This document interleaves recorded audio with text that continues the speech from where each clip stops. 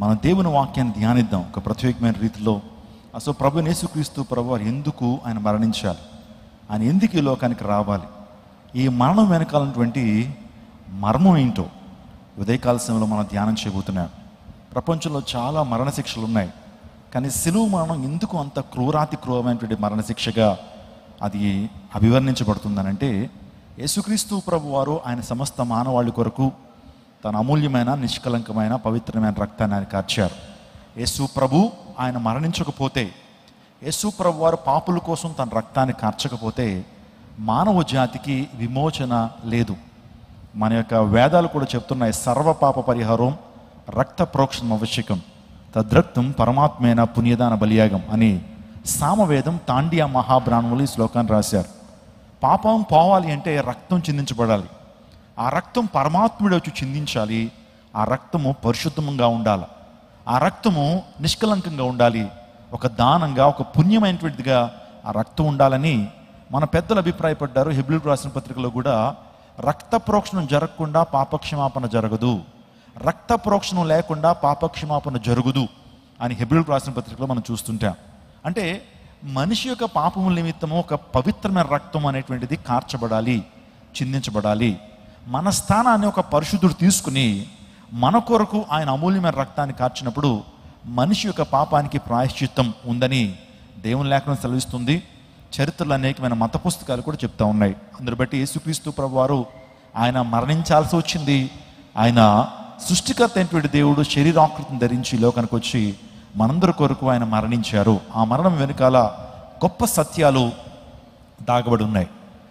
చూడండి, సంవత్సరంలో సుమారుగా 54 శుక్రవారాలు ఉంటాయి, కానీ ఒక శుక్రవారం మాత్రమే మంచి శుక్రవారము, శుభ శుక్రవారము, ఇంగ్లీష్లో గుడ్ ఫ్రైడే అంటారు. ఎందుకు ఆలోచన చేయండి. యేసుక్రీస్తు ప్రభు యొక్క మరణము క్రైస్తవులకి శుభమా? యేసుక్రీస్తు ప్రభు యొక్క మరణం ప్రపంచానికి గుడ్ థింగా?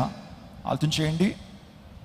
సిలువ మనకి ఏ విధంగా అది శుభ పరిణామంగా ఉంటుంది, సిలువ ఏ విధంగా మనకు ఆస్పీషియస్గా ఉంటుంది. ఆ సిలువ మీదే కదా ప్రభు యేసుక్రీస్తు ప్రభు వారు చంపబడ్డాడు. ఆలోచన చేయండి. ఎందుకు ఇవన్నీ కూడా ఆలోచన చేస్తూ ఉన్నప్పుడు ఈ యొక్క సిలువ గురించినటువంటి విషయము, యేసుక్రీస్తు ప్రభు యొక్క మరణం గురించినటువంటి విషయాలు మన ఊహకు మించిన మర్మాలు అనేటువంటి విషయాన్ని మీకు జ్ఞాపకం చేస్తున్నాను. యేసుక్రీస్తు ప్రభు యొక్క జననము, యేసుక్రీస్తు ప్రభు యొక్క మరణము, యేసుక్రీస్తు ప్రభు యొక్క పునరుత్థానము ప్రత్యేకమైనటువంటివి. ఆయన ప్రత్యేకంగా ఉండేటువంటి వాడండి, అందరితో కలపబడేటువంటి వ్యక్తి కాదు ఆయన. అందుని బట్టి హెబ్రీయులకు రాసిన పత్రిక 7వ అధ్యాయం 20వ వచనంలో ఆయన పవిత్రుడు, నిర్దోషి, నిష్కల్మషుడు, పాపుల్లో చేరక ప్రత్యేకమైన వాడు, ఇట్టి ప్రధాన యాజకుడు మనకు సరిపోయినటువంటి వాడు, ఆయన ప్రత్యేకమైనటువంటి వాడు. మీరు యేసు ప్రభు వారి జీవితాన్ని ఆలోచన చేస్తుంటే ఆయన జననం ప్రత్యేకంగా ఉంటుంది, ఆయన యొక్క మరణం ప్రత్యేకంగా ఉంటుంది, యేసుక్రీస్తు ప్రభు యొక్క పునరుత్థానం కూడా ప్రత్యేకమైనది. రోమన్లు చాలా శిక్షలు వారు విధించేవారండి. రోమన్స్ అంటే చాలా క్రూరాతి క్రూరంగా మనుషులు హింసించేటువంటి వారు.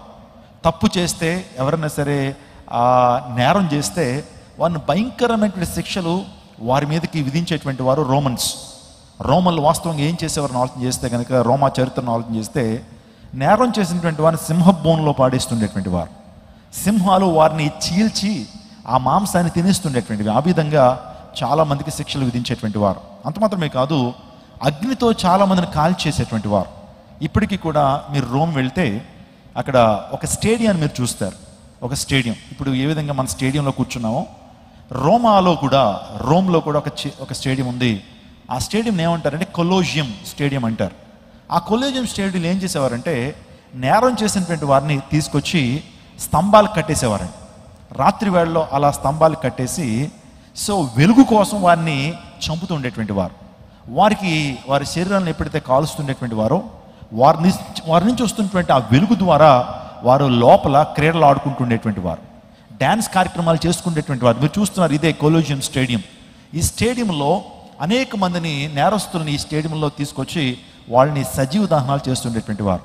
మూడవదిగా రోమన్స్కి ఇంకొక అస్త్రం ఉంది వారి చేతిలో నేరస్తులను శిక్షించడానికి, సిలువ అనేటువంటి శిక్ష. క్రూసిఫిక్షన్ అన్నారు.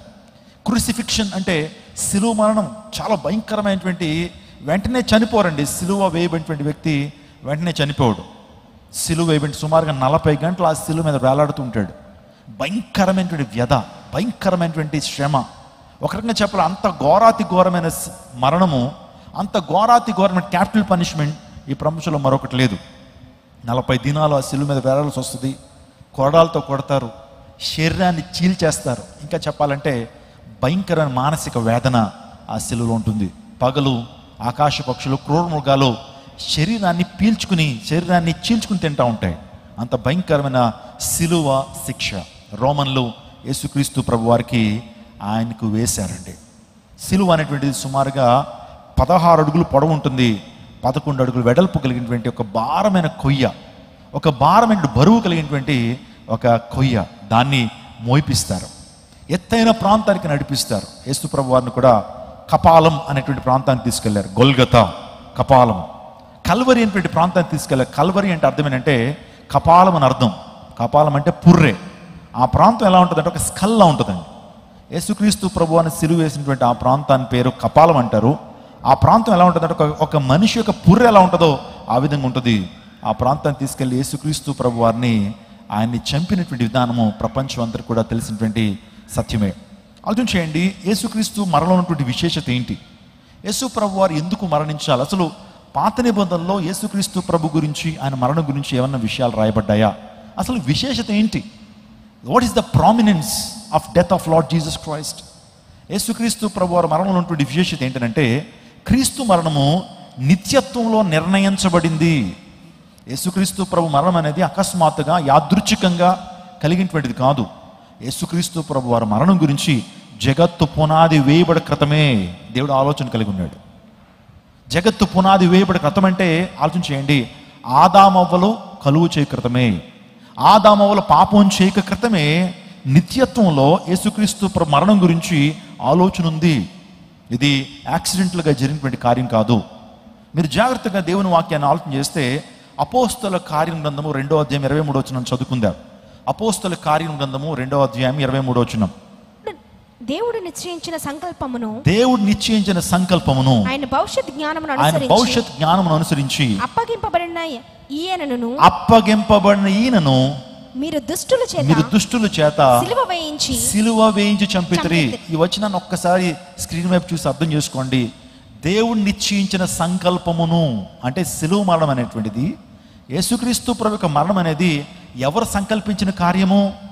దేవుడు సంకల్పించిన, దేవుడు నిశ్చయించిన సంకల్పమును అనేటువంటి మాట. సో అది 2000 సంవత్సరాల క్రితం జరిగింది. కానీ జగత్తు పునాది వేయబడి క్రితమే దేవాదుడు ఆయన ప్రణాళికలో యేసు ప్రభు వారి మరణం గురించి ఆయన ఆలోచన కలిగి ఉన్నాడు. ఇంకా ఆలోచన చేస్తే సో భూతకాలంలో అంటే జరిగిపోయినటువంటి కాలంలో సాదృశ్యంగా చూపబడింది. పాత నిబంధన కాలంలో యేసుక్రీస్తు ప్రభు మరణం గురించి, యేసయ్య యొక్క మరణం గురించి సాదృశ్యంగా అనేకమైనటువంటి సాదృశ్యాలు మనం చూస్తుంటాం. ఏదైనా మనలో ఆదాము అవ్వలిద్దరు కూడా పాపం చేసిన తర్వాత వారు సిగ్గును కోల్పోయారు.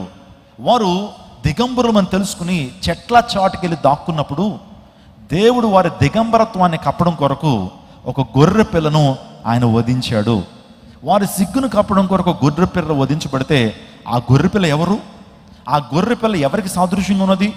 ఆ గొర్రె పిల్ల యొక్క మరణము ఎవరికి సాదృశ్యంగా ఉన్నది అంటే మన ప్రభును రక్షకుని యేసుక్రీస్తు ప్రభువు వారికి సాదృశ్యంగా ఉన్నది. ఆ గొర్రె పిల్ల అటాన్మెంట్, సబ్స్టిట్యూషన్, బలి అనేటువంటి మాట, లేకపోతే ఒకరికి బదులుగా మరొకరు మరణించమనేటువంటి ఆ కాన్సెప్ట్ మనము ఏదైనా వనలోనే మనం చూస్తుంటాం. ఆ తదుపరి హేబెల్ అర్పించినట్టు ఆ గొర్రె పిల్ల మన ప్రభుని యేసుక్రీస్తు ప్రభువారు. ఇంకా మనం ఆలోచన చేస్తే పరిశుద్ధ గ్రంథంలో అబ్రహాము తన కుమారుడు ఇస్సాకును బలిచ్చినటువంటి ఆ యొక్క సందర్భం మనకు తెలుసు. మోరియా పర్వతం మీద తన కుమారుడు ఇస్సాకును తీసుకెళ్ళి బలి అర్పిస్తా ఉన్నప్పుడు దేవుడు అన్నాడు, నీ కుమారుని ఏం చేయొద్దయ్యా, నీ కుమారుని కొరకు ఆల్రెడీ ఒక పొట్టేలు పొదలో తగులుకొనబడింది, దాన్ని తీసుకొచ్చి ఇస్సాకు బలిగా బలి అర్పణ చేయమన్నాడు. అంటే ఇస్సాకు బదులుగా బలి అర్పణ గావించబడిన గొర్రె పిల్ల మన ప్రభుని యేసుక్రీస్తు ప్రభువారు. ఇంకా మనం ముందుకు వెళ్ళిపోతుంటే మనం జాగ్రత్తగా నిర్గమాకాండలోకి వచ్చేటప్పటికి ఆ మరణ దూత అర్ధరాత్రి వేళ ఆ ఐగుప్తు పాళెములోకి వచ్చినప్పుడు ప్రతి తొలిచూలు కూడా నాశనం అవుతారని దేవుడు చెప్పాడు. అంటే ప్రతి ప్రథమ సంతానం తొలిచూలు నాశనం అవుతున్నప్పుడు ఇశ్రాయేలుకి మాత్రం ఒక అద్భుతమైనటువంటి ప్రణాళిక, అద్భుతమైన రక్షణ ప్రణాళిక దేవుడు ఇచ్చాడు. మగ నిర్దోషమైన గొర్రె పిల్లను మీరు వధించి దాని రక్తాన్ని మీ గడపకములకు పూస్తే మరణం మీ ఇంట్లోకి రాదు. అంటే మరణం మీ జీవితంలోకి రాకుండా ఉండాలి అంటే, నిత్య నాశనం మీ జీవితంలోకి రాకుండా ఉండాలంటే, నిత్య నరకాగ్ని గుండానికి మీరు వెళ్లకుండా రక్షించబడాలంటే గొర్రె పిల్ల వధించబడాలి. అది నిర్దోషమైన గొర్రె పిల్లగా ఉండాలి. మగ నిర్దోషమైన గొర్రె పిల్లను వధించి ఆ గొర్రె పిల్ల రక్తాన్ని మీ గడప కొమ్ములకు పూసుకొనండి.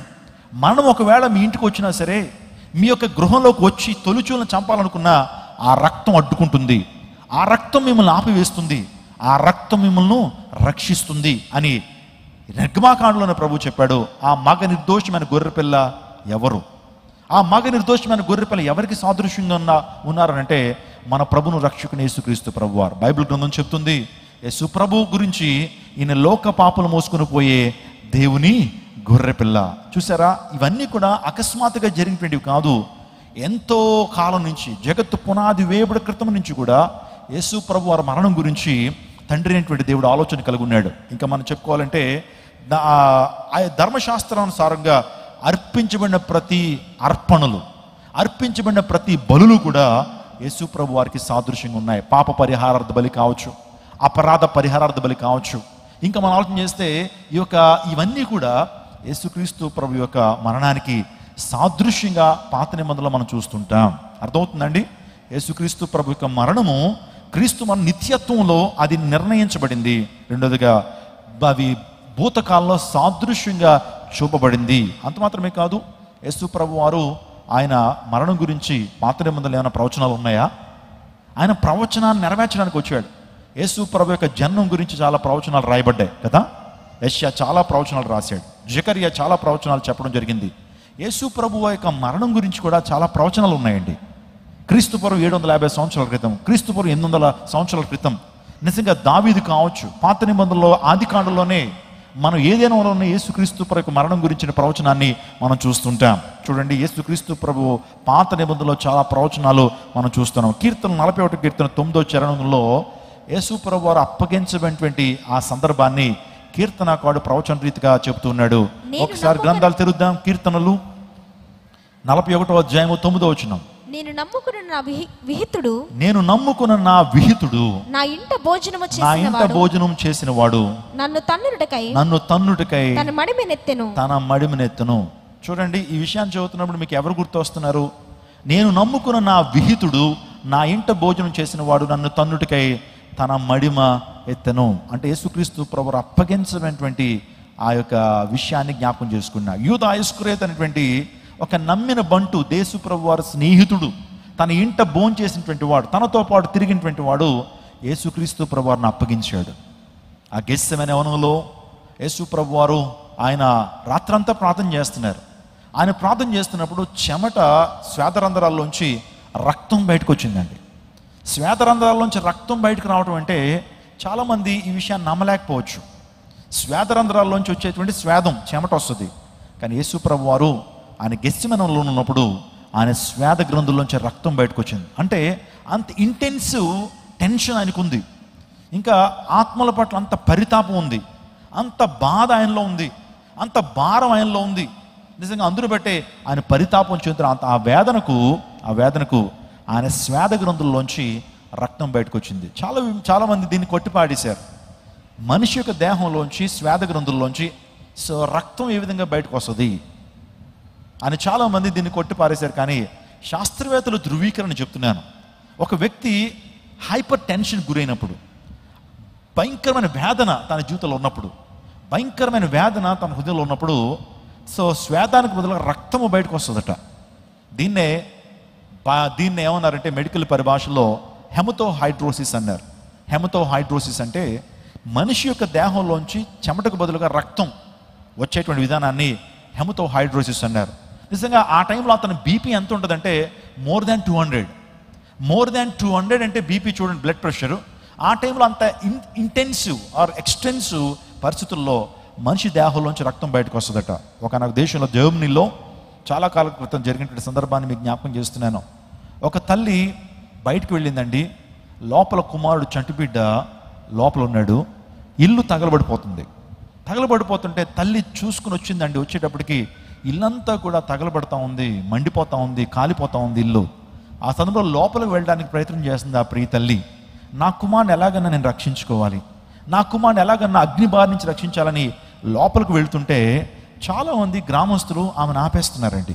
నువ్వు వెళితే నువ్వు చచ్చిపోతావమ్మా, నీ బిడ్డ ఆల్రెడీ తగలబడిపోతున్నాడు, నీ బిడ్డ ఆల్రెడీ కాలిపోతున్నాడు, అందుని బట్టి వెళ్ళటానికి వీలు లేదని చేతులు కాళ్ళు పట్టుకుని ఆపుతా ఉన్నప్పుడు ఆమె అర్జిస్తుంది, ఏడుస్తుంది.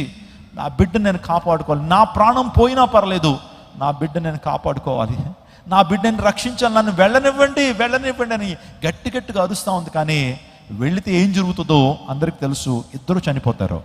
అందరి బయట అలా ఆపుతున్న పరిస్థితులు అన్నట ఆమె శరీరంలోంచి శ్వేత గ్రంథుల్లోంచి రక్తం బయటకు వచ్చిందట. రక్తం బయటకు వచ్చేటప్పటికి అక్కడ ఉన్నటువంటి వారందరూ కూడా ఆలోచన చేశారు, అసలు శ్వేత గ్రంథుల్లోంచి రక్తం బయటకు రావడం ఏంటి అంటే, ఆమెలో అంత వేదన ఉంది, తన కుమారుడు పట్ల అంత వేదన ఉంది, తన కుమారుడు పట్ల అంత ప్రేమ ఉంది. అందుని బట్టే ఆమెకు దేహంలోంచి శ్వేతానికి బదులు రక్తం వచ్చింది. అవును, యేసుక్రీస్తు ప్రభువారు కూడా ఆయన శ్వేత గ్రంథులోంచి రక్తము బయటకు వచ్చింది. ఈరోజున శాస్త్ర విజ్ఞానం, ఈరోజున మెడికల్ సైన్సెస్ చెప్తున్నాయి అది అవాస్తవం ఏం కాదు, అది జరుగుతుంది. కొన్ని సందర్భాల్లో మనిషి బాగా టెన్షన్ గురైనప్పుడు, చాలా వేదనతో ఉన్నప్పుడు, తన జీవితంలో అన్ఎక్స్ప్రెసిబుల్ యాగనీ ఉన్నప్పుడు తన శరీరంలోంచి రక్తం బయటకు వస్తుందని డాక్టర్లు కూడా, మెడికల్ అసోసియేషన్ కూడా ఈ రోజున నిర్ధారిస్తున్నారు. నేను సెకండ్ సర్వీస్లో మాట్లాడతాను. So the scientific explanation regarding Jesus death అనేటువంటి విషయాన్ని మాట్లాడతారు. అసలు ఏం జరిగింది, ఆయన దేహంలో ఏం జరిగిందో, వైద్యులు ఏం చెప్పారో, ఆయన ఎలా మరణించారో, ఆయనకి శరీరంలో జరుగుతున్న మార్పులు ఏంటో ఈరోజున వైద్యం చెప్పినటువంటి విషయాలు నేను వీలైతే సెకండ్ సర్వీస్లో నేను మీతో మాట్లాడతాను. చూడండి, యేసుక్రీస్తు ప్రభువారు వేదన చెందడానికి కారణం ఏంటంటే, నా పాపముల నిమిత్తము నువ్వు రక్షించబడాలని, నేను రక్షించబడాలని ఎంతో వేదన ఉంది ఆయనలో. ఆత్మల పట్ల భారం ఉంది, ఆత్మల పట్ల పరితాపం ఉంది ఆయనలో. ఒకరిని చెప్పాలంటే ఒక ప్రసవ వేదన ఆయనలో ఉంది. రక్షించబడాలి, మానవ జాతి రక్షించబడాలి, మానవ జాతి నిత్య నరకాగ్ని గుండానికి వెళ్ళిపోవడానికి వీల్లేదు, వారు రక్షణ పొందాలని గెత్సేమనే తోటలో ఆయన ప్రార్థన చేస్తున్నప్పుడు, నిజంగా రాత్రంతా ఆయన ప్రార్థనలు గడుపుతా ఉన్నప్పుడు ఆయన శ్వేత గ్రంథుల నుంచి రక్తం బయట వచ్చినట్లుగా మనం చూస్తుంటాం. ఆ సందర్భంలో ప్రార్థన చేస్తున్నప్పుడు తన శిష్యుడైనటువంటి యూదా ఇస్కరియోతు వచ్చాడు, బంట్రోతులను తీసుకొచ్చాడు, సైనికులు తీసుకొచ్చాడు, ప్రధాన యాజకుల యొక్క సేవకులను తీసుకొచ్చి యేసుక్రీస్తు ప్రభు వారికి ముద్దు పెట్టాడండి. యేసుక్రీస్తు ప్రభు వారికి ముద్దు పెట్టాడు. ఆ సందర్భం మనందరికీ బాగా తెలుసు. ఎప్పుడైతే రాణు వారు వచ్చి యేసుక్రీస్తు ప్రభు వారిని పట్టుకోవడానికి వచ్చారో, ఆ వ్యక్తి యేసు ప్రభు వారి యొక్క ఆ బుగ్గన లేకపోతే ఆయన ముద్దు పెట్టుకున్నప్పుడు ప్రభు అంటాడు, నువ్వు ఏం చేయాలనుకుంటావు అది చేయి యూదా ఇస్కరియోతు అన్నప్పుడు, అక్కడ జరిగిన సందర్భం ఏంటంటే, పేతురు ఒక కత్తి తీసుకొచ్చి మలుకు అనేటువంటి వ్యక్తి యొక్క చెవిని నరికేస్తాడండి. మలుకు ఎవరంటే ప్రధాన యాజకుడికి సేవకుడు.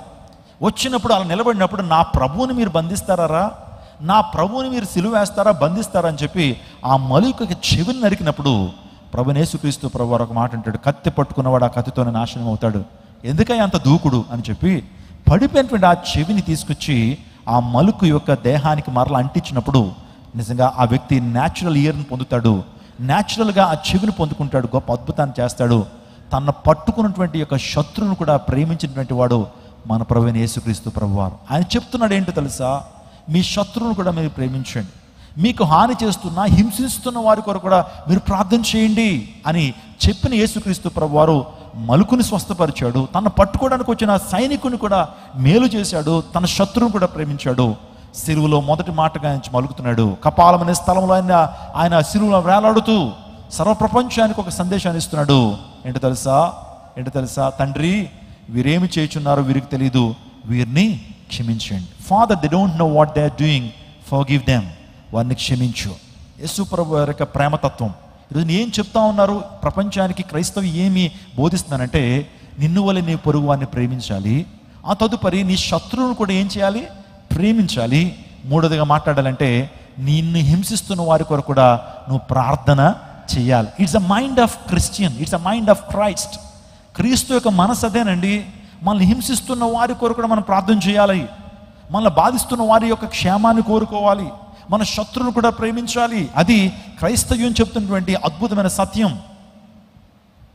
గ్రేమ్ స్టెయిన్స్ అనేటువంటి యొక్క దైవజనుడు ఆస్ట్రేలియా దేశం నుంచి భారతదేశానికి వచ్చి అనేక మంది కుష్ఠరోగులకి ఆదరణ ఇస్తున్నాడండి.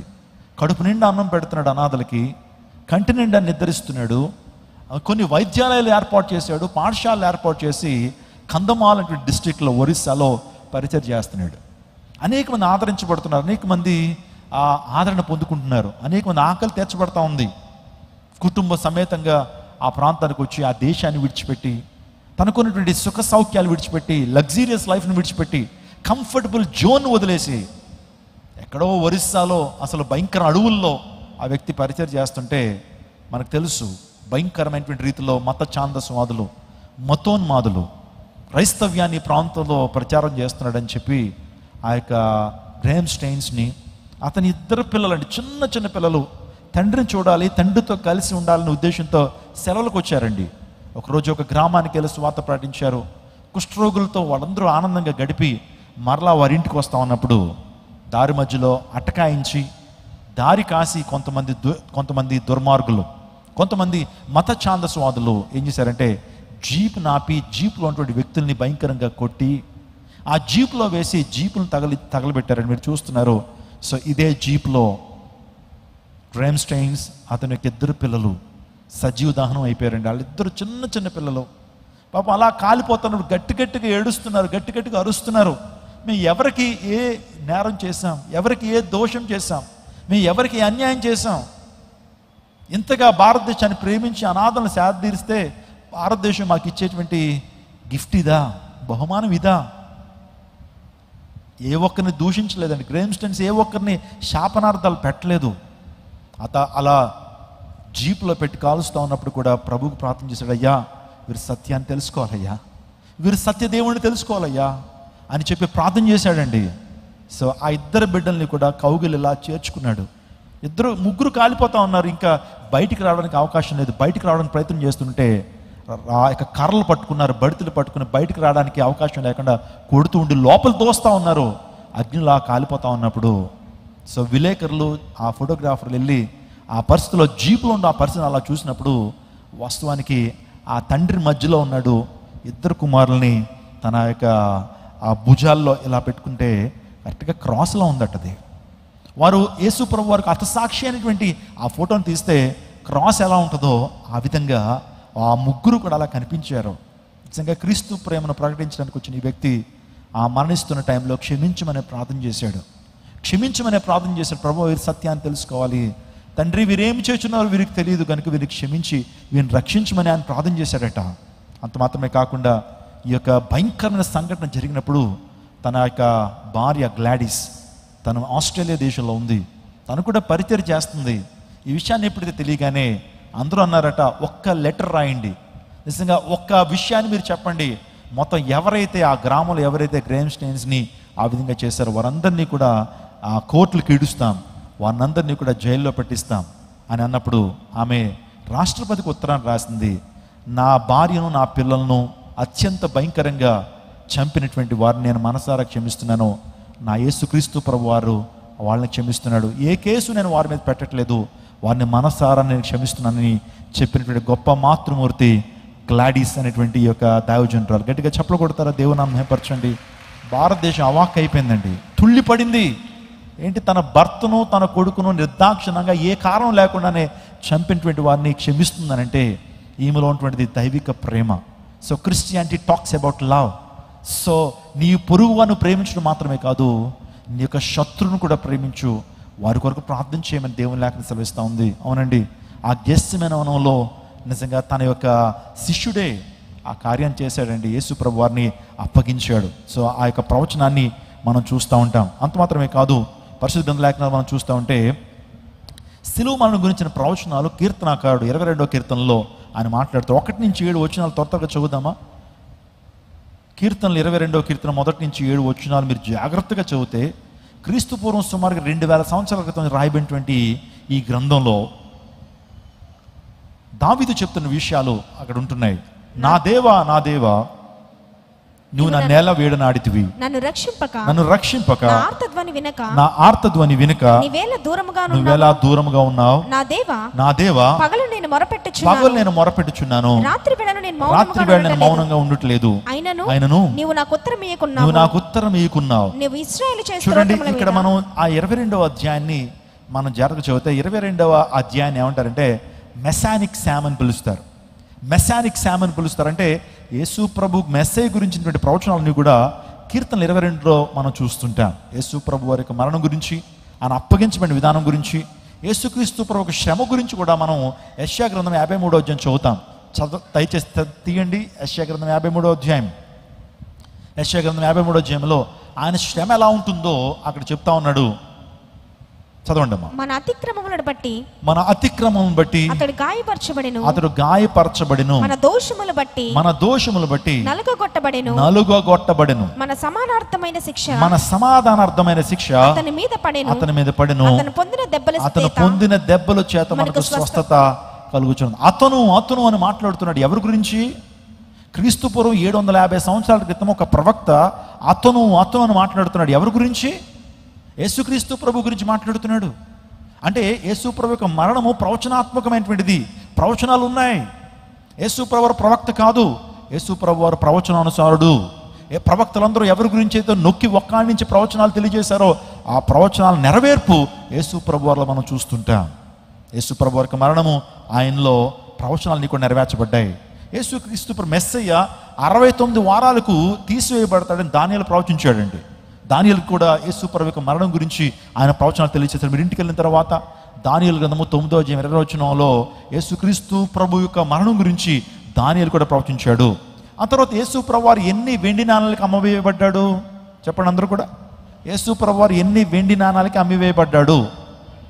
ఆ ప్రధాన యాజకులు వారందరూ కూడా ఈ యొక్క యూదా ఇస్కరియోతుతో డీల్ మాట్లాడుకున్నారు. నీ ప్రభువును మాకు అప్పగిస్తే ఎన్ని వెండి నాణాలు ఇస్తాం? మీకు 30 వెండి నాణాలు ఇస్తాం. అంటే యేసు ప్రభు యొక్క వయసు వాస్తవానికి 33 సంవత్సరాలు. అది అడిగాడు. సంవత్సరానికి ఒకటి అడిగితే వాళ్ళు అన్నారు, ఆ 3 మమ్మల్ని బాగా ఇబ్బంది పెట్టాడయ్యా. 30 సంవత్సరాల వరకు యేసు ప్రభు వారు మమ్మల్ని పెద్దగా ఇబ్బంది పెట్టలేదు, కానీ ఆయన పరిచర్య ప్రారంభించిన దగ్గర నుంచి కూడా మాకు చాలా ఇబ్బంది ఉంది కాబట్టి ఆ 30 వెండి నాణాలు ఇస్తాం అన్నారు. ఫోన్లో వచ్చిందే అని చెప్పి 30 వెండి నాణాలు తీసుకున్నాడు. ఎవరు? యూదా ఇస్కరియోతు. అంటే దాని గురించి ప్రవచనం రాయబడింది చూడండి. ఒకసారి మీకు జకర్యా గ్రంథము 11వ అధ్యాయం 12వ వచనం చదువుతాం. జకర్యా గ్రంథము 11వ అధ్యాయము 12వ వచనం. మీకు అనుకూలమైన ఎడల నా కూలి నా కీయుడి లేని ఎడల మానివేడని నేను వారితో అనగా వారు నా కూలికై 30 తులముల వెండి తూచి ఇచ్చిరి. చూడండి, అంటే యేసు ప్రభు వారు ఎంత కమ్మివేయబడతారు? యాక్యురేట్గా ఉందా లేదా? కొత్త నిబంధనలో 30 వెండి నాణాలకు యేసు ప్రభు వారు అప్పగించబడ్డాడు. జకరియా క్రీస్తు పూర్వం 850 సంవత్సరాల క్రితం ఈ విధంగా ప్రవచిస్తున్నాడు. అంటే వాట్ డిడ్ యు అండర్స్టాండ్? మీకు ఏమర్థమైంది? యేసు ప్రభు యొక్క మరణం అనేది యాక్సిడెంటల్గా జరిగినది కాదు. దానికి ఎంతో బ్యాక్గ్రౌండ్ ఉంది, ప్రాఫిటికల్ బ్యాక్గ్రౌండ్ ఉంది. ఆది నుంచి కూడా ఈ మరణం గురించినటువంటి అంశాలు దేవుడు ముందుగానే చెప్తూ వస్తున్నాడు, ప్రిపేర్ చేస్తున్నాడు. అటాన్మెంట్ జరుగుతుంది, బలియాగం జరుగుతుందని బలులు తీసుకొచ్చాడు. ఆ తర్వాత ఇస్సాకు అబ్రహాం చరిత్రను తీసుకొచ్చాడు. ఇంకా మన నిర్గమాకాండలో మనం చూస్తే జ్యేష్ఠ కుమారుల వధను ఆయన చూపిస్తూ ఆ మరణదూత గురించిన అంశంలో గొర్రె పిల్లను వధించి ఆ రక్తాన్ని మీ గడపకములకు పూయమన్నాడు. ఇది అన్నీ కూడా మనకి ఎందుకు పాత నిబంధనలో కనబడుతున్నాయంటే God is just preparing people for the atonement, for the death of Lord Jesus Christ.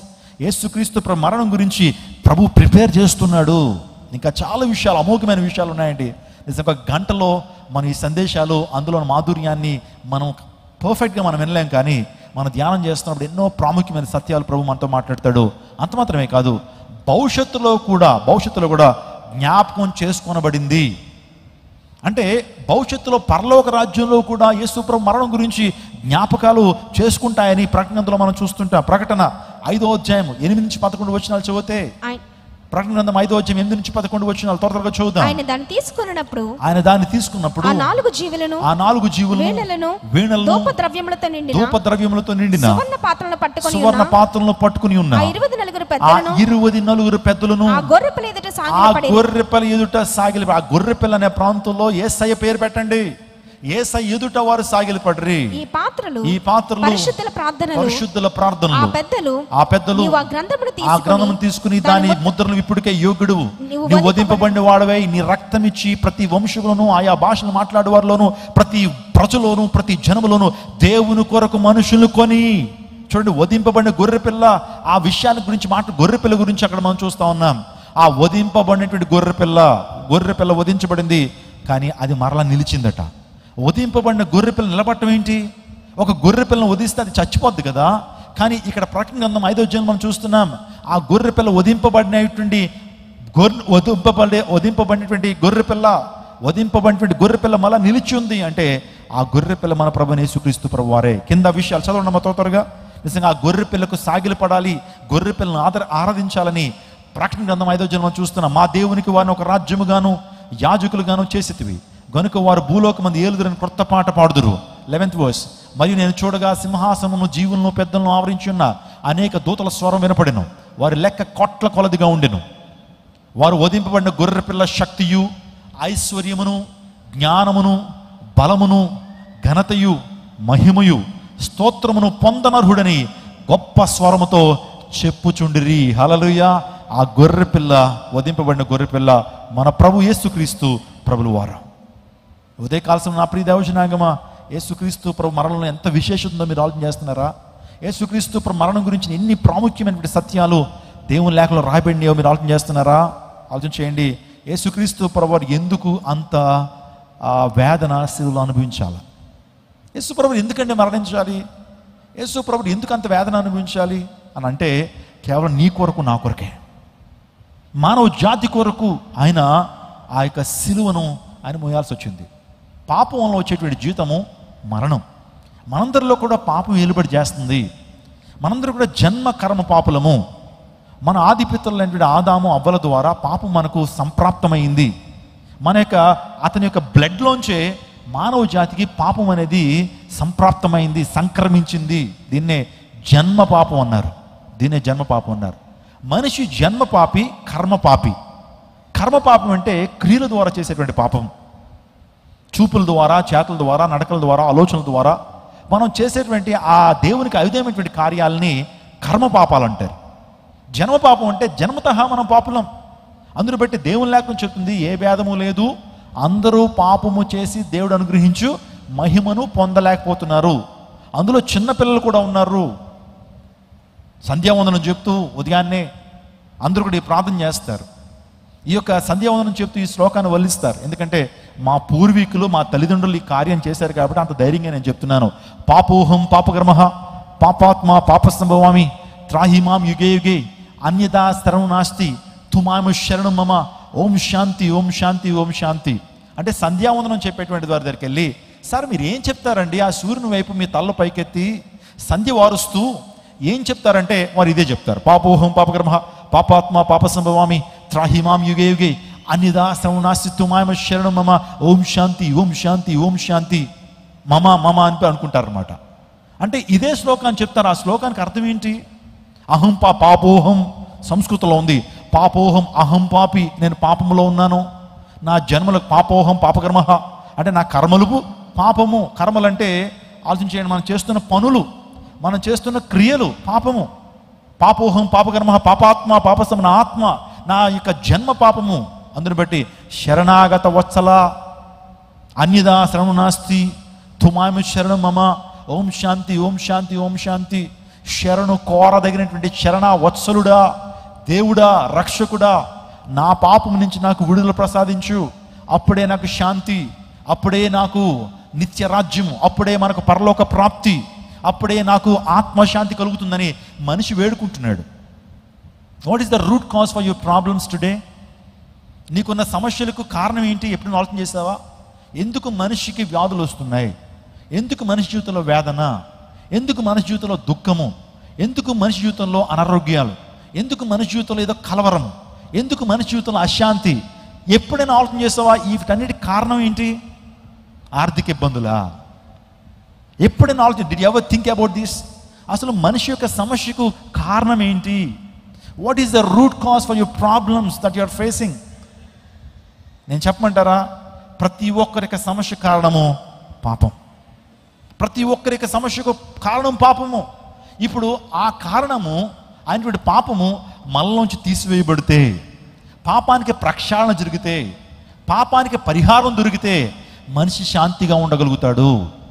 అర్థమవుతుందా మీకు? ఇప్పుడు యేసు ప్రభు వారు ఎందుకు ఈ లోకానికి వచ్చాడు?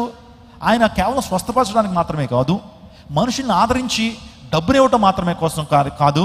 ఆయన ప్రధానంగా మెయిన్గా ఆయన వచ్చిన పర్పస్ ఏంటంటే మనిషి యొక్క పాపాన్ని తీసివేయడానికి, పాపాన్ని పరిహరించడానికి, పాపము నుంచి మనిషిని రక్షించడానికి యేసు ప్రభు ఈ లోకానికి వచ్చారు. అంటే ప్రధానమైన సమస్య పాపం అయితే ఆ పాపాన్ని తీసివేయడానికి యేసు ప్రభు ఈ లోకానికి వచ్చారు. ఈరోజు మనిషి భక్తి చేస్తున్నా, మనిషి తీర్థయాత్రలకు వెళ్తున్నా, నదీ స్నానాలు చేస్తున్నా, ఆ తర్వాత ఇంకా మనం చెప్పాలంటే వ్రతాలు చేస్తున్నా, తపాలు చేస్తున్నా, యోగాలు చేస్తున్నా సరే, ఎటువంటి భక్తి కార్యమే యొక్క మెయిన్ ఉద్దేశం ఏంటంటే పాపం పరిహరించబడాలి. గుడి కనిపించగానే 2 ల్యాంపులు వేసుకుంటారు కదా, అసలు ఆ 2 ల్యాంపులో కూడా కనీసం దెబ్బ కూడా తగలదు, ఎలా అనుకుంటారు. అంటే వారి అర్థం ఏంటంటే, అయ్యా నేను పాపినయ్యా, నన్ను క్షమించాయా అని చెప్పి లెంపలు వాయించుకుంటారు. ఆలోచన చేయండి, లెంపలు వాయించుకోవడం ద్వారా నీకు పాపక్షమాపణ కలగదు, నదీ స్నానాలు చేయడం ద్వారా పాపక్షమాపణ కలగదు, తీర్థయాత్రలకు వెళ్ళటం ద్వారా నీకు పాపక్షమాపణ కలగదు. కానీ పాపమైన రక్తము ద్వారా, పరిశుద్ధమైన రక్తము ద్వారా, రక్షకుడు ద్వారా మాత్రమే పాపానికి ప్రాయశ్చిత్తం జరుగుతుంది. ఇంకా ఏ యొక్క మార్గం లేదండి. అందరూ పెట్టే ప్రభు చెప్పాడు, నేనే మార్గాన్ని అన్నాడు. నీ పాపం పోవాలి అంటే, నీ పాపం నుంచి నీకు ప్రాయశ్చిత్తం కలగాలి అంటే, ఇది నువ్వు తీర్థయాత్రలకు వెళ్ళటం ద్వారా, నది స్నానాలు చేయడం ద్వారా, దాన ధర్మాలు చేయడం ద్వారా, అన్నదానం, గోదానం, భూదానం, వస్త్రదానం, కన్యాదానం చేయడం ద్వారా పాపాలు పోవయ్యా. అది కేవలం నీకేదో మంచి చేకూరుతుంది దానం చేయడం ద్వారా. కానీ పాపం అనేది పోవాలి అంటే క్రీస్తు రక్తం ద్వారా మాత్రమే. రక్షకుడైనటువంటి దేవుడు, దేవాది దేవుడే నరావతారికి లోకానికి వచ్చి సమస్త మానవాళ్ళ కొరకు తన అమూల్యమైన రక్తాన్ని కార్చాడు. ఆ రక్తంలో విశ్వాసం ఉంచినప్పుడు, ఆయన వెంబడించినప్పుడే నీ పాపానికి ప్రాయశ్చిత్తం. నీ పాపం పోనకుండా ఏనాడు కూడా నువ్వు స్వర్గానికి వెళ్తావా? ఈ పాపం పోకుండా, ప్రాయశ్చిత్తం జరగకుండా పరిశుద్ధమైన స్థలం ఉన్నటువంటి ఆ యొక్క పరలోక రాజ్యానికి నువ్వు నేను వారసులు అవుతావా? ఒకవేళ పాపంతో వెళ్ళినా సరే అక్కడ ఉండగలుగుతామో? మనం ఎప్పుడైతే రక్తము చేత కడగబడతామో పరలోక రాజ్యంలో ఒక సందర్భం జరుగుతుంది. సో గొర్రెపిల్ల రక్తం ద్వారా తమ యొక్క వస్త్రాలను ఉతుక్కున్నటువంటి, తెల్లటి వస్త్రాలు ధరించినటువంటి వారు కొన్ని కోట్లాది మంది ఉన్నారు అక్కడ. ఉంటే వాళ్ళు ఎవరు అనంటే ఒక సమాధానం వస్తుంది, వారు గొర్రెపిల్ల రక్తంలో వారి యొక్క వస్త్రాలని ఉతుక్కుని తెలుపు తీసుకున్నటువంటి వారు. గొర్రెపిల్ల రక్తంలో వారి వస్త్రాలను ఉతుక్కున్నటువంటి వారు. అవును, ఈరోజు ఒక సూటి ప్రశ్న, యేసు ప్రభు రక్తంలో, గొర్రెపిల్ల రక్తంలో నీ వస్త్రాలను ఉతుక్కున్నావా? తెల్లబట్టలు వేసుకుంటే నువ్వు దేవుని యొక్క రాజ్యానికి వెళ్ళిపోతావని ఎక్కడా లేదు. నీ రక్తము, యేసు ప్రభు రక్తం ద్వారా నీ హృదయం తెల్లపరచబడాలి, నీ హృదయం తెల్లగా ఉండాలి. అది దేవుడు మన జీవితంలో కోరుతుంది. మనం చేస్తున్నటువంటి ఏ కార్యక్రమాల ద్వారా మనిషికి పాపక్షమాపణ కలగదు, యేసు ప్రభు రక్తం ద్వారా మాత్రమే. ప్రజాపతి దేమాత్మానం యజ్ఞానం యజ్ఞప్రాయకృత్వ. ప్రజాపతి అనేటువంటి వాడు ప్రజని, భూమిలో ఉన్నటువంటి ప్రతి మనిషిని ఏలేటువంటి ఆ దేవుడు ప్రజాపతి అనేటువంటి వాడు యజ్ఞం చేయాలి ఈ లోకానికి వచ్చి. ఆ యజ్ఞంలో ఆయనే దహన బలి పశువుగా మారాలి. ఆ యజ్ఞంలో ఆయన రక్తాన్ని కార్చాలి. రక్తాన్ని చిందించినప్పుడే నిజంగా పొడమి యొక్క పాప భారం దించివేయబడుతుంది, పొడమి యొక్క పాప భారం క్షమించబడుతుందని వేదాలు ఘోషిస్తున్నాయి. ఆర్యులు రాశారు. ఈ సత్యాలన్నీ కూడా వేదాల్లో రాసుకుంటూ వచ్చారు. మరి ఏ దేవుడి లోకానికి వచ్చి తన అమూల్యమైన నిష్కలంకమైన రక్తాన్ని కార్చారు? ఏ దేవుడి లోకానికి వచ్చి నాలో పాపం ఉందని మీరు ఎవరు స్థాపించగలరని చెప్పాడు? ఏ దేవుడి లోకానికి వచ్చి మనుషులందరి కొరకు నేను ప్రాణం త్యాగం చేయడానికి వచ్చాను, పాపులను రక్షించడానికి ఈ లోకానికి వచ్చిన చెప్పినటువంటి దేవుడు ఏకైక దేవుడు యేసుక్రీస్తు ప్రభు వారు. ఆయన ద్వారా మనకు పాపక్షమాపణ, ఆయన ద్వారా మనకు నిత్య జీవం, ఆయన ద్వారా మనకు శాంతి, ఆయన ద్వారా మనకు సమాధానము, ఆయన ద్వారా మనకు స్వస్థత, ఆయన పొందిన దెబ్బల చేత మనకు స్వస్థత. ఎందుకు యేసుక్రీస్తు ప్రభువారు మరణించాలి? పాపం ద్వారా వచ్చేటువంటి శిక్షలు ఏంటో చెప్పమంటారా? పాపం చేయడం ద్వారా, ఏ మనిషి అయినా పాపం చేయడం ద్వారా వచ్చేటువంటి శిక్షలు 3. ఒకటి, పాపం చేయడం ద్వారా మనిషికి వచ్చేటువంటి శిక్ష అవమానం. అవమానం. మనం టీవీ 9లో కానీ సాక్షిలో కానీ ఈ వార్తలు చూస్తున్నప్పుడు కొంతమందిని డ్రగ్స్ మాఫియా వాళ్ళని, డ్రగ్స్లో పట్టుబడినటువంటి వారిని మీడియా దగ్గరికి తీసుకొస్తారు. లేకపోతే భయంకరమైన హత్యలు చేసినటువంటి వారిని, మర్డర్స్ చేసినటువంటి వారిని ముందు తీసుకొస్తారు. తీసుకొచ్చినప్పుడు వారు కెమెరాకి వారి యొక్క ముఖాలను చూపించడానికి ఇష్టపడరండి.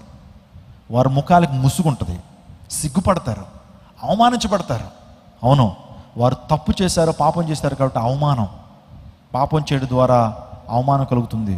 ఇంకా క్లాసికల్ ఎగ్జాంపుల్ చెప్తే మీకు బాగా అర్థమవుతుంది. ఒక దొంగ ఒక గ్రామంలో పట్టుబడినప్పుడు ఆ వ్యక్తిని ఒక రాటకో ఒక చెట్టుకో కట్టేస్తారు. కట్టినప్పుడు ప్రజలందరూ కూడా వచ్చి కొన్ని మాటలు అంటారు. ఎరా ఎరా కాళ్ళు చేతులు బాగా పనిచేస్తున్నాయి కదా, దొంగతనం చేయకపోతే మంచి కష్టపడి పనిచేయచ్చు కదా అని ఆ వ్యక్తిని తిడతారు. గాడిదని తిడతారు, కుక్క అని తిడతారు. భయంకరంగా అతను ఏం చేస్తారంటే మాటల ద్వారా అవమానపరుస్తారు. ఎందుకు తెలుసా? అతడు దొంగతనం చేశాడు. ఆ దొంగతనం ఆ మనిషికి ఏం తీసుకొచ్చింది? అవమానం తీసుకొచ్చింది.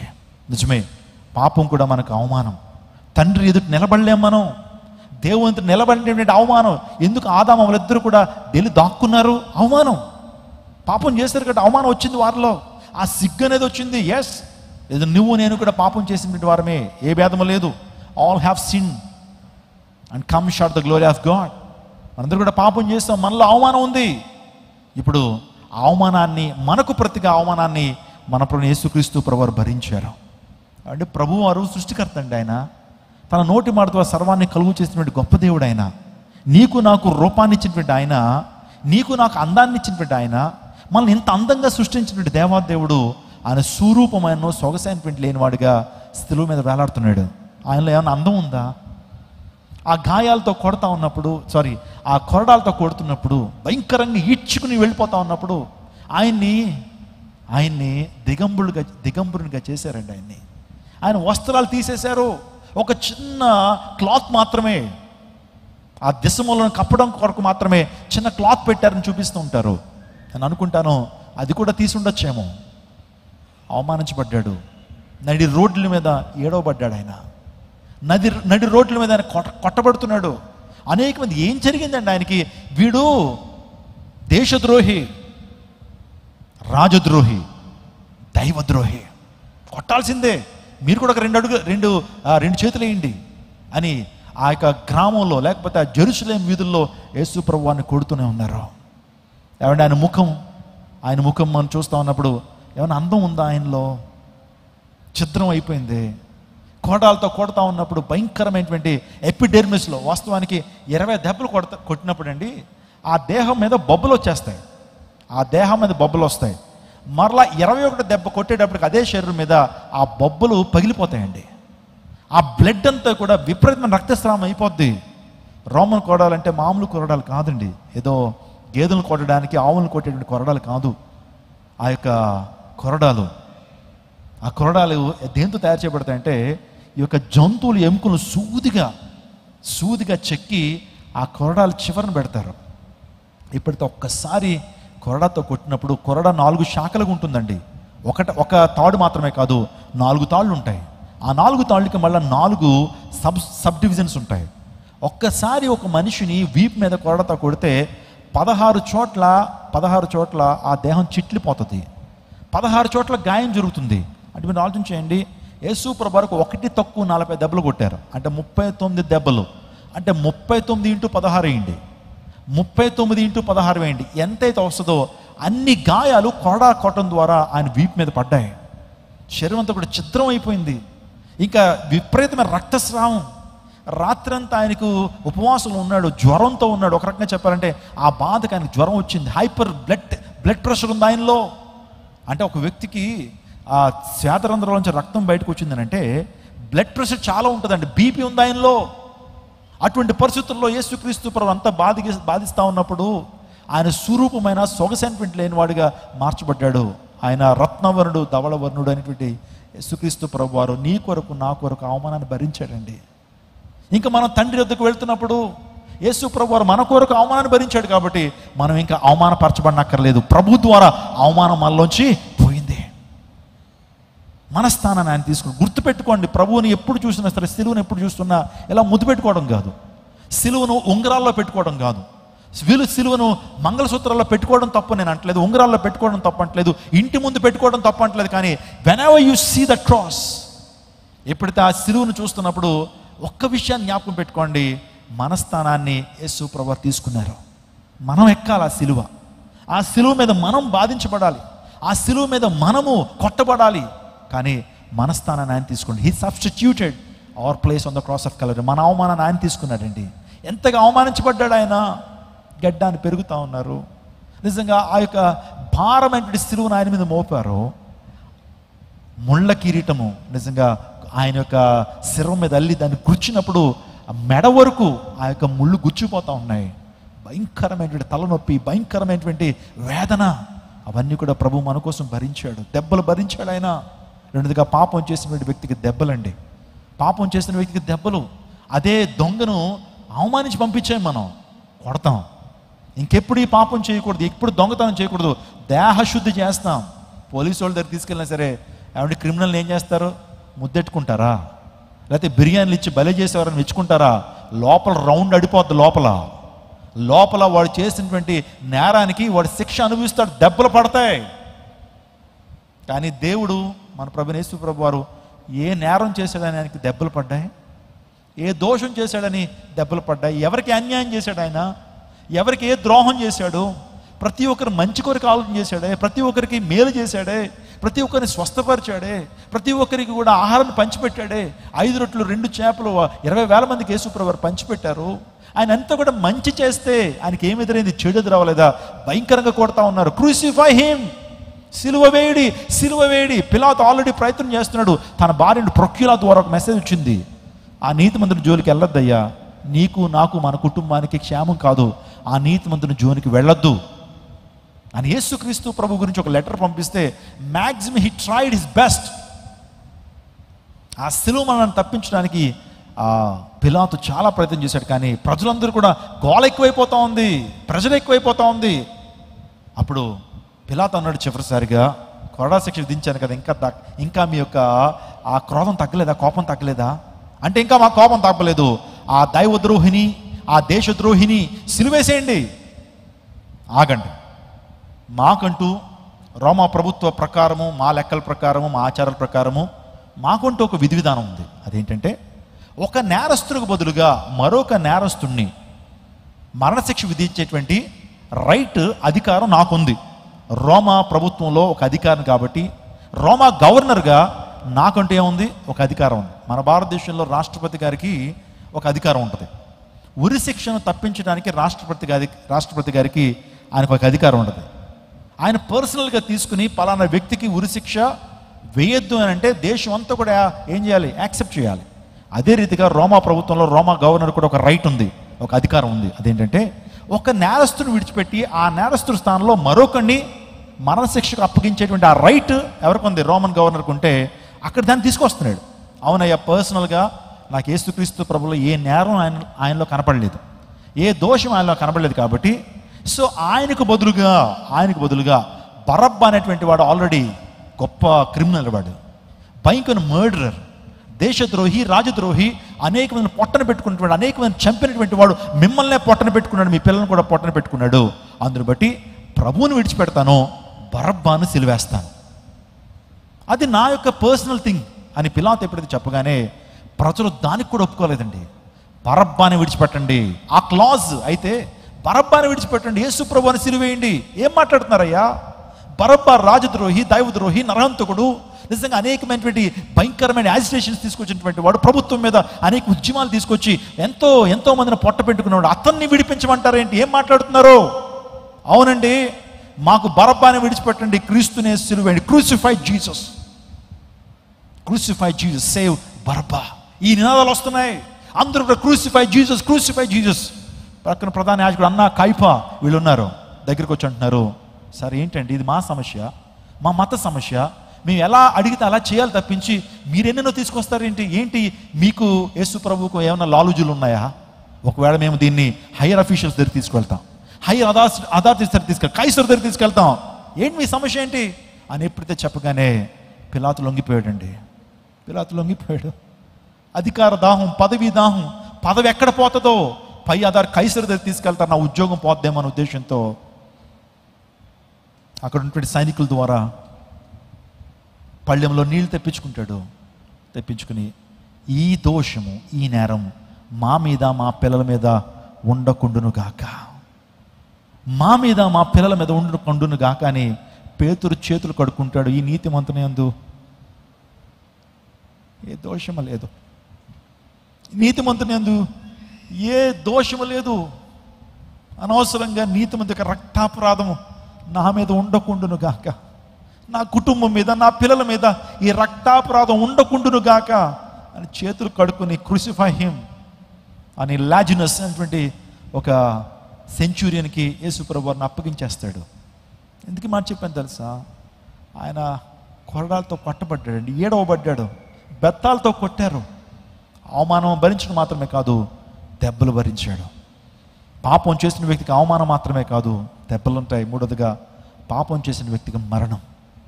పాపం చేసిన వ్యక్తికి మరణం అండి.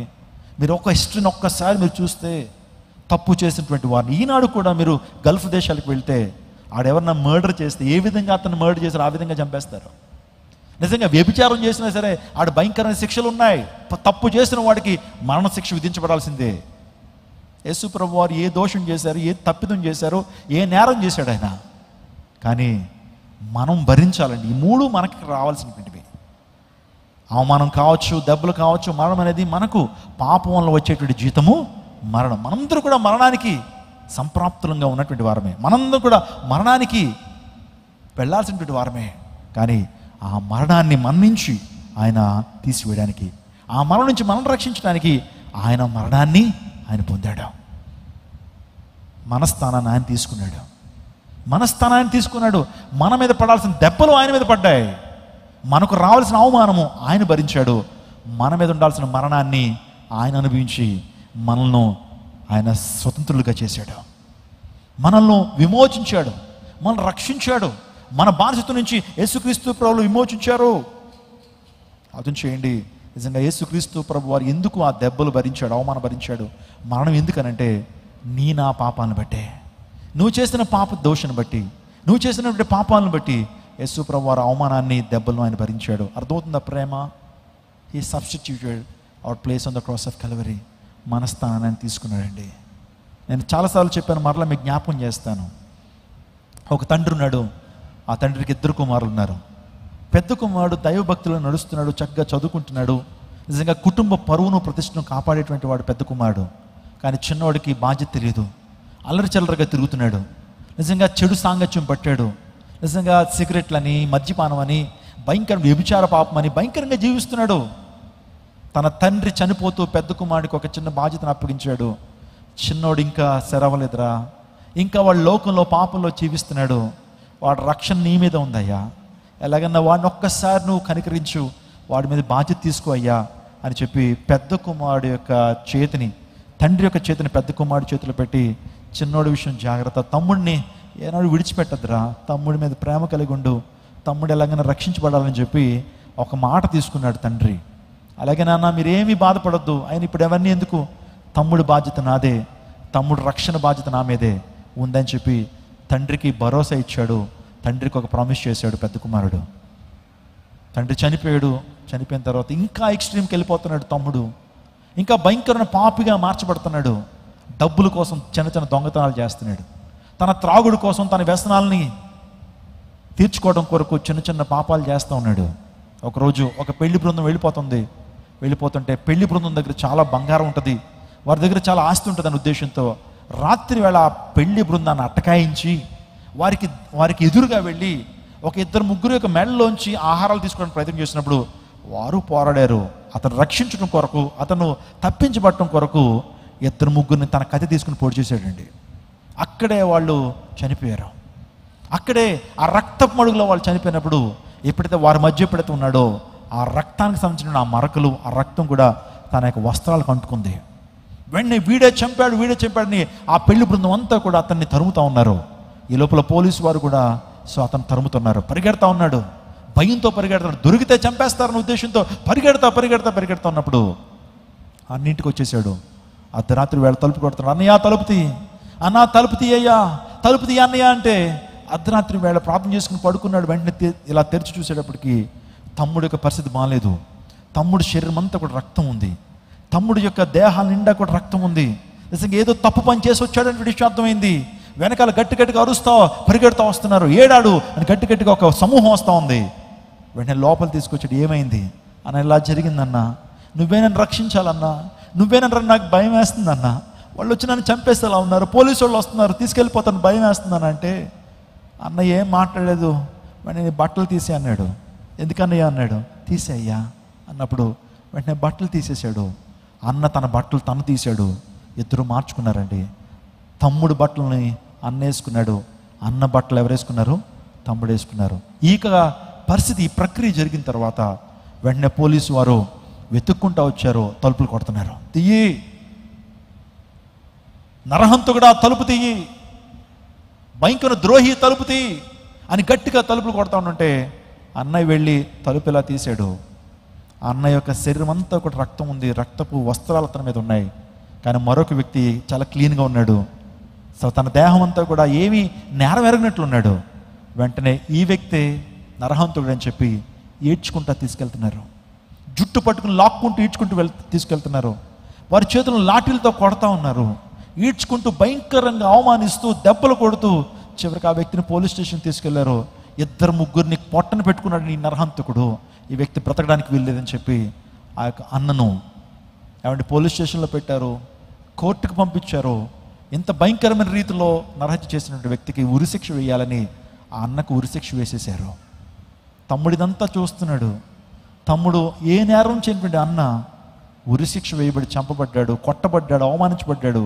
పేపర్లో కూడా వచ్చేసింది పలానా వ్యక్తి, నిజంగా మంచి జాబ్ చేసుకునే వ్యక్తిగా ప్రపంచానికి పరిచయం చేయబడిన ఆ వ్యక్తి నరహంతుడా, రాత్రి వేళ ఈ కార్యాలు చేస్తాడా, రాత్రి వేళ నరహత్యలు చేస్తాడు ఈ వ్యక్తి అని మొత్తం ఆ దేశం అంతా కూడా అతను నరహంతుడిని ముద్ర వేయబడింది. కానీ నరహత్య చేసింది ఎవరు? తమ్ముడు కదా. కానీ తమ్ముడిని రక్షించడం కొరకు అన్న తన స్థానాన్ని తీసుకున్నాడు. తమ్ముడిని బ్రతికించడం కొరకు అన్న ఆ అవమానాన్ని, దెబ్బలను, మరణాన్ని భరించాడు. This the same thing happening in the life of Jesus Christ. This the same thing that Jesus did in our lifes. యేసు ప్రభు చేసిన కార్యం ఏదేనండి. వాస్తవానికి దెబ్బలు, ఆ మరణము, ఆ యొక్క అవమానం మన మీదకి రావాలి. తండ్రి మనల్ని ఏం చేయాలి? శిక్షించాలి. మన మీద దెబ్బలు పడాలి. కానీ మన స్థానాన్ని గొప్ప రక్షకుడు, దేవాది దేవుడు, నిజదేవుడు యేసుక్రీస్తు ప్రభువారు మన స్థానాన్ని తీసుకున్నాడు. 3 మేకులు తీసుకోలేడు ఆయన. 3 మేకులు సిలువలో ఆయన తీసుకోలేడు. అదే నీకు అర్థమైంది. సిలువను గూర్చిన వార్త నశించిపోతున్న వారికి వెరితనమే. నీకు కూడా వెరితనంగా ఉందా? యేసు ప్రభువు ఎందుకు మరణించాలని నువ్వు ప్రశ్నిస్తున్నావా? సిలువ తెలియనిటువంటి వారు, సత్యం తెలియనిటువంటి వారు ఆ విధంగా మాట్లాడతారంటే అర్థం ఉంది. కానీ నువ్వు కూడా యేసుక్రీస్తు ప్రభువుని సిలువను శంకిస్తున్నావా? ఆయన మరణం గురించిన అనుమానాలు నీకున్నాయా? ఆయన మరణాన్ని నమ్ముతుంటే నీవు ఇంకా ప్రభువుకి నీ జీవితాన్ని ఇవ్వలేకపోతున్నావా? For the message of cross, సిలువను గురించిన వార్త నశించిపోతే it's a foolishness to the people those who are perishing. ఎవరైతే మరణిస్తున్నారో వారికి సిలువను గురించిన వార్త వెరితనమే. కానీ రక్షించబడుతున్న మనకు ఇట్స్ ఎ గాడ్స్ పవర్. ఆ దేవుని శక్తి, ఆ దేవుని శక్తి. ఒకవేళ నీ ప్రీతలను ఎవడో చంపి ఆ కత్తి ఉంటుంది, ఆ చాకు ఉంటుంది, ఎవరో నీ ప్రీతలను చంపేశారు, ఆ కత్తి అక్కడ విడుదలపెట్టి వెళ్ళిపోయాడు. ఆ కత్తిని తీసుకొచ్చి నువ్వు షోకేస్లో పెట్టి ప్రతిరోజు దాన్ని పూజిస్తున్నావు. ఎలా ఉంటుంది పరిస్థితి? అదే కదా నీ తల్లిని చంపింది. ఆ యొక్క కత్తే కదా, ఆ చాకే కదా, ఆ యొక్క నైఫే కదా నీ తల్లిని చంపితే దాన్ని గౌరవించడం ఏంటి? దాన్ని షోకేస్లో పెట్టుకుని దాన్ని అభిమానించడం ఏంటి? అవును, విచిత్రంగానే ఉంటుంది. మనం దీన్ని తీసుకోలేం. కానీ నిజంగా ఆ సిలువ మీద యేసుక్రీస్తు ప్రభువు మరణించకపోతే మనం ఆ సిలువ ఎక్కాలి, ఆ యొక్క అవమానాన్ని మనం భరించాలి, ఆ దెబ్బలను మనం భరించాలి. ఇప్పుడు అర్థమవుతుందా మీకు? యేసు ప్రభువు వారు మనకు ప్రతిగా ఆయన సిలువలో తన రక్తాన్ని కార్చారు. నా ప్రియ దైవజనాంగమా, ఇంకా చాలా విషయాలు ఉన్నాయండి. సిలువ మన గురించి యేసుక్రీస్తు ప్రభువుకి 7 మాటల ధ్యానాలు, ఎన్ని ప్రాముఖ్యమైన సత్యాలు.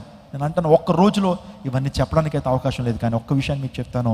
యేసుక్రీస్తు ప్రభువారు ఆయన మరణించడం దేనికోసం, ఎందుకని మరణించి మనకి ఏ ఆశీర్వాదాలు ఇచ్చాడు? యేసు ప్రభువారు సిలువ ద్వారా, యేసు ప్రభువారు మరణం ద్వారా మనం పొందుకునే ఆశీర్వాదాలు 3 చెప్పి నేను ప్రార్థన చేస్తాను. ఒకటి, యేసుక్రీస్తు ప్రభు యొక్క మరణము, ఆయన సిలువ మన నీతిమంతులుగా చేసిందండి. యేసుక్రీస్తు ప్రభు యొక్క మరణం మన నీతిమంతులుగా చేస్తుంది. జస్టిఫికేషన్ అన్నాడు. రోమపత్రిక 3:11. రోమపత్రిక 3:11 ఒక్కసారి చూద్దామా? నీతిమంతుడు లేడు, నీతిమంతుడు లేడు, ఒక్కడును లేడు. గ్రహించువాడు ఎవడును లేడు. దేవుని వెదకువాడు ఏ ఒక్కరు కూడా. మీరు అంటున్నాడు నీతిమంతుడు ఎవరు లేరు. కానీ క్రీస్తు యొక్క మరణము, యేసు ప్రభు సిలువ మన నీతిమంతులుగా చేసింది. ఇందాక చెప్పాను, మనిషి యొక్క నీతి కార్యాలు మురికి గుడ్డలు లాంటివి. నువ్వు చేసే దాన ధర్మాలు, నువ్వు చేసినటువంటి యజ్ఞాదాదులు, నువ్వు చేసినటువంటి భక్తి కార్యక్రమాలు, అవన్నీ కూడా దేవుని దృష్టిలో ఒక మురికి గుడ్డలు లాంటివి. Those are like a filthy rags in sight of God. కానీ ఈ యొక్క నీతి సరిపోదు మన దేవుని రాజ్యానికి వెళ్ళడానికి. కానీ సో యేసు రక్తము, యేసుక్రీస్తు ప్రభుకి సిలువ త్యాగము, యేసుక్రీస్తు ప్రభు సిలువ మరణము మన నీతిమంతులుగా చేసింది. హల్లెలూయా. ఆయన యొక్క మరణం మాత్రమే మన నీతిమంతులుగా చేసింది. ముందంటున్నాడు నీతిమంతుడు ఒక్కడును లేడు. అని చెప్తున్నాడు బైబిల్ గ్రంథము. కానీ విశ్వాసము మూలంగా నీతిమంతులుగా తీర్చబడ్డామన్నాడు. స్తోత్రం చెప్పండి, హల్లెలూయా. విశ్వాసము ద్వారా రోమపత్రిక 5:1 చదవండి. రోమపత్రిక 5:1 దేవుని వాక్యంలో, కాబట్టి విశ్వాస మూలమున మనము నీతిమంతులుగా తీర్చబడి మన ప్రభువైన యేసుక్రీస్తు ద్వారా దేవునితో సమాధానం కలిగి ఉందుము. విశ్వాస మూలమున మనం నీతిమంతులుగా తీర్చబడి. నీతిమంతులు ఒక్కళ్ళు లేడని దేవుని వాక్యం చెప్తుంది. కానీ విశ్వాస మూలమున, ఏ విశ్వాసం? యేసు ప్రభు మరణ పునరుత్థానం విశ్వాసం ద్వారా మనం నీతిమంతులుగా తీర్చబడ్డాం. ఆ కృప ఎలా వచ్చింది? యేసు ప్రభు మరణం ద్వారా మనం నీతిమంతులుగా తీర్చబడ్డాం. ఆయన చేసిన యాగము ద్వారా, ఆయన చేసిన ప్రాణత్యాగం ద్వారా మనం నీతిమంతులుగా తీర్చబడ్డాం. విశ్వాస మూలముగా నీతిమంతులుగా తీర్చబడ్డాం. యేసు ప్రభు యొక్క శిలువ మరణ పునరుత్థానాలు మనము విశ్వాసం ఉంచడం ద్వారా నీతిమంతులుగా తీర్చబడతాం. నువ్వు ఎంత ఘోర పాపివైనా, నీ స్థితి ఎలా ఉన్నా సరే, యేసు ప్రభు సన్నిధికి వచ్చి, అయ్యా నేను పాపినయ్యా, నీ యొక్క మరణాన్ని నేను నమ్ముతున్నాను, నువ్వు నా కొరకే మరణించావు, నువ్వు నా కొరకే నీ అమూల్యమైన రక్తాన్ని కార్చావు అని విశ్వాసం ఉంచి ప్రభు సన్నిధిలో పాపక్షమాపణ అడిగితే ప్రభు వెంటనే నీకు పాపక్షమాపణ ఇస్తాడు. వెంటనే రక్షించబడతావు. నువ్వు వెంటనే విశ్వాస మూలమున నీతిమంతులుగా తీర్చబడతావు. ఇప్పుడు దేవుని రాజ్యానికి నేరుగా నువ్వు ప్రవేశించగలుగుతావు. ఆ పరలోక రాజ్యాన్ని నేరుగా నువ్వు వెళ్ళగలుగుతావు. ఎందుకంటే దేవుని యొక్క రక్తం నేను నీతిమంతులుగా చేసింది. దేవుని రక్తం నేను పరిశుద్ధపరిచింది. క్రీస్తు రక్తం ప్రతి పాపం నుంచి మనల్ని ఏం చేసింది? పవిత్రపరిచింది. కాబట్టి మనం తండ్రి ఎదుట నిలబడేటువంటి ధైర్యం మనకుంది. పరలోక ప్రవేశం మనము కలిగి ఉండగలుగుతాం. ఎందుకంటే ఆయన యొక్క మరణం ద్వారా. రెండోదిగా మనం ఆలోచన చేస్తే ఆయన యొక్క సిలువ ద్వారా, ఆయన మరణం ద్వారా మనకు సమాధానం, రికన్సిలియేషన్. చెప్పడం అందరూ కూడా రికన్సిలియేషన్, సమాధానం. వాస్తవానికి తండ్రి అయినటువంటి దేవునికి మనకు సమాధానం లేదు. మన ఆదిపితరుడు ఆదాము అవ్వలు పాపం చేయడం ద్వారా సమాధానం కోల్పోయాం. కానీ తిరిగి సమాధానపరచడానికి, మనల్ని ఐక్యపరచడానికి, తండ్రి చేతికి, మన చేతిని తండ్రి చేతికి అప్పగించడం కొరకు నిజంగా ఆయన ఎడబాటును సహించాడండి. 4వ మాటగా ప్రభు మాట్లాడుతాడు, ఏలీ ఏలీ లామా సబక్తాని. ఒక బిగ్గరగా కేక వేస్తున్నాడు. మధ్యాహ్నం కరెక్ట్గా 3 గంటలకి. ఎప్పుడైతే ఆ కేక వేయగానే ఆ దేశం అంతా కూడా చీకటి కమ్మింది. దేవాలయం ఉంది, శృంగారమైన దేవాలయం. ఆ రోజున సొలొమోను మహారాజు కట్టిన దేవాలయం, హెరోదు కట్టినటువంటి దేవాలయంలో ఒక పెద్ద తెర ఉందండి. ఒక పెద్ద తెర ఉంది. ఎప్పుడైతే యేసు ప్రభువు ఏలీ ఏలీ లామా సబక్తానని బిగ్గరగా కేక వేసినప్పుడు ఆ తెర పైనుంచి కింద వరకు చిరిగిపోయింది. ఆ తెర పైనుంచి కింద వరకు చిరిగిపోయింది. ఆయన ఆ మాట పలుకుతున్నప్పుడు ఏం జరిగిందో తెలుసండి? అక్కడ దేశం అంతా కూడా చీకటి కమ్మింది. సూర్యుడు తన యొక్క వెలుగునివ్వట్లేదు. ఇంకా ఎందుకు తెలుసా? లోకరక్షకుడు, ఈ లోకానికే వెలుగుంటి దేవుడు, సమస్త మానవాళ్ళ కొరకు ఆయన వెలుగుగా, నీతి సూర్యుడిగా ఆయన ప్రకాశిస్తున్నాడు. కాబట్టి నా వెలుగు ఏ పాటిది అనుకుందేమో సూర్యుడు, నా వెలుగు ఏ పాటిది అనుకున్నాడేమో సూర్యుడు కనుమరుగైపోయాడు. సమాధుల్లోంచి ఏమండి ఆ శరీరాలు లేపబడ్డాయి, అద్భుతాలు జరిగినాయి. అదే టైంలో అనేకమైన గొప్ప కార్యాలు ఆ ప్రాంతంలో జరిగినాయి. ఎందుకు తెలుసా? అక్కడ అంటున్నాడు, నా దేవా నా దేవా నా చెయ్యి ఎందుకు విడిచావు? తండ్రి అయినటువంటి దేవుడు అంటున్నాడు, ఆ టైంలో నీ చెయ్యి నేను విడిచిపెట్టకపోతే మనిషి యొక్క చేతిని నేను పట్టుకోలేను. It's a time when Jesus attached our hands to Almighty God. తండ్రికి మన చేతులను అప్పగించబడేటువంటి సమయం అది. ఎప్పుడు వరకు తండ్రి కుమారుని పట్టుకునే ఉన్నాడు. కానీ ఎందుకు ఆ టైంలో విడిచిపెట్టాడంటే కుమారుడి దేవాదేవుడు యేసుక్రీస్తు ప్రభువారు మన చేతిని ఆయనకి అప్పగిస్తున్నాడు కాబట్టి సమాధానపరిచాడండి.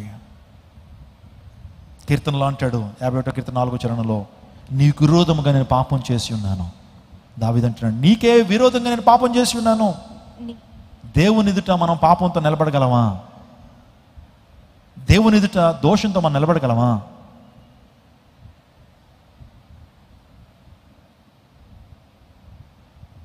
దేవునికి విరోధంగా నువ్వు మారగలవా? దేవునికి విరోధంగా ఉండి ఏమన్నా నువ్వు సాధించగలవా?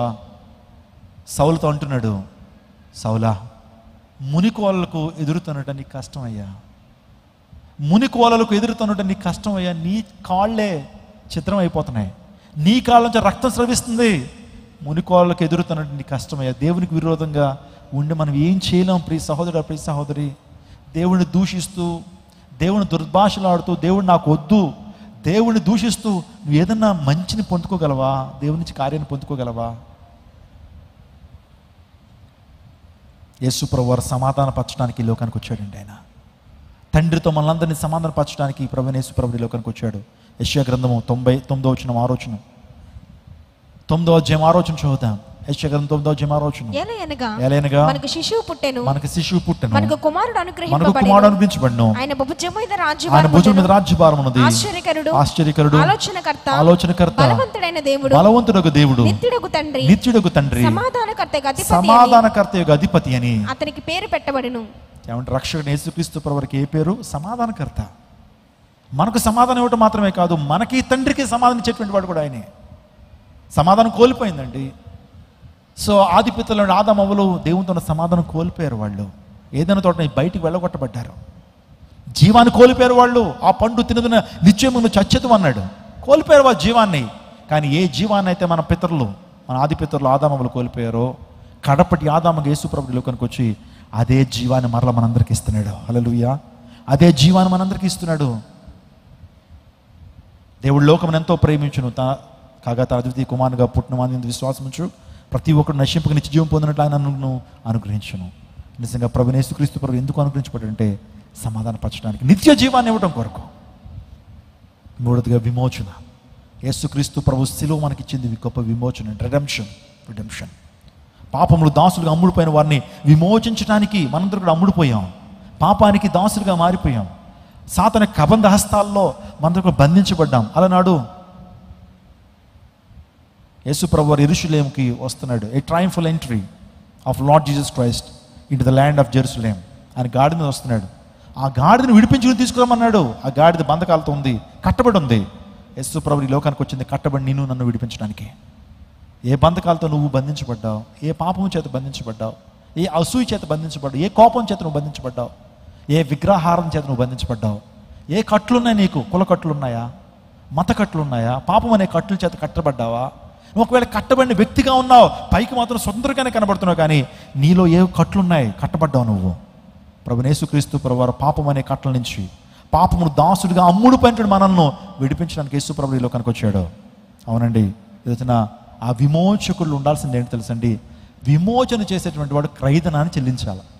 ఒక వ్యక్తిని విమోచించాలి అంటే, ఒక వ్యక్తిని బానిసత్వం నుంచి విమోచించాలంటే, ఎవరైతే విడుదల చేస్తారో ఆ వ్యక్తికి ఉండాల్సిన లక్షణం ఏంటంటే he has to pay the price.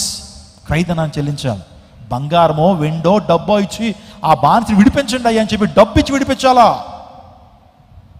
ఈరోజు మన ప్రభువైన యేసుక్రీస్తు ప్రభు వారు కూడా నిన్ను నన్ను ఏమిచ్చి విడుదల చేశాడు? ఏ క్రయధనాన్ని చెల్లించాడు? ఏ ప్రైస్ ఆయన పే చేశాడు? ఆయన యొక్క స్వరక్తాన్ని ఇచ్చాడండి. ఆయన స్వరక్తాన్ని ఇచ్చాడు. ఆయన అమూల్యమైన రక్తాన్ని మన కోసం చెల్లించాడు. ఆయన క్రయధనాన్ని చెల్లించాడు. He paid the price for our since.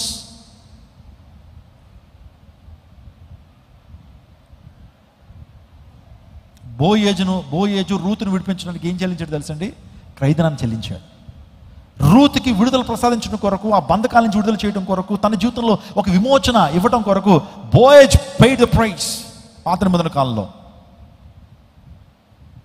విమోచించేటువంటి వాడు క్రయధనాన్ని చెల్లించాలి. మన ప్రభువైన యేసుక్రీస్తు ప్రభువారు వెండి బంగారం వంటి క్షయమైన వస్తువుల చేత మనం విమోచింపబడలేదు, కానీ నిష్కలంకమును పరిశుద్ధమైన క్రీస్తు రక్తము చేత మనం విమోచింపబడ్డాం. యేసు ప్రభు ఏమిచ్చి మనల్ని కొనుక్కున్నాడు అంటే తన స్వరక్తం ఇచ్చి మనల్ని కొనుక్కున్నాడు. పరిశుద్ధమైన రక్తం ఇచ్చి మనల్ని కొనుక్కున్నాడు ఆయన. యేసు ప్రభు యొక్క మరణం మన జీవితంలో గొప్ప విమోచన ఇచ్చింది. నాలుగోది, యేసుక్రీస్తు ప్రభు యొక్క మరణము మన పరిశుద్ధ స్థలంలోకి ప్రవేశాన్ని ఇచ్చింది. Very easily enter into the kingdom of God by the death of Lord Jesus Christ. యేసు ప్రభు యొక్క మరణం ద్వారా మనకు గొప్ప విమోచన ఉంది. నా ప్రియ దైవజనాగమ, ఒకనాడు ఏమంటే జక్కయ్య సుంకపు గుర్తుదారుడు, అన్యాయుడు, అక్రమస్తుడు, కానీ ఇతడు కూడా అబ్రహాము కుమారుడని యేసుక్రీస్తు ప్రభు పరలోక ప్రవేశాన్ని జక్కకి ఇచ్చాడు. సమరయ స్త్రీ 5 పెనిమిట్లతో జీవిస్తున్నటువంటి సమరయ స్త్రీని దేవుడు రక్షించి పరలోక ప్రవేశాన్ని, పరలోక ప్రాప్తినిచ్చాడు. ఇంకో మాట చెప్పాడు, రెండవ దొంగ తన జీవితంలో అప్పుడు వరకు నేరాలు చేశాడు, ఘోరాలు చేశాడు, కానీ సేవలో తాను చేసిన ప్రార్థన.